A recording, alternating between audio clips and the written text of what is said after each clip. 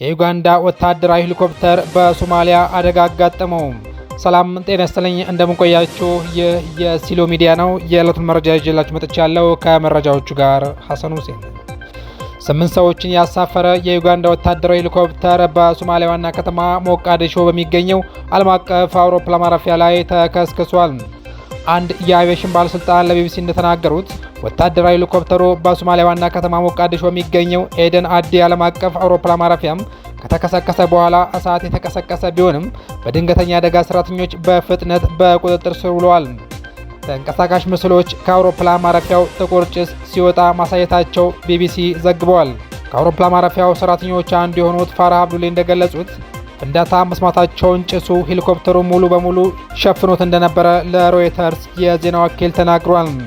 የሶማሌ ሲቪል አቪዬሽን ባለስልጣን ዋና ኃላፊ አህመድ ማሊም ሄሊኮፕተሩ በታችኛው ሸበሌ ክልል ከሚገኘው ባሊዶግሌ የአየር ኃይል ጣቢያ ከተነሳም በኋላም በአውሮፕላን ማረፊያ ሲደርስ አደጋ እንደደረሰበት አስታውቀዋል። ኃላፊው አክሎም የአደጋውን መንስኤ ለማወቅ ምርመራ እየተካሄደ መሆኑንም ገልጿል። ዩጋንዳ በሶማሌ ሽብርተኝነት እየተዋጋ ለሚገኘው የአፍሪካ ህብረት ኃይል ወታደሮች ከላኩ አገራት መካከል አንዷ ነች።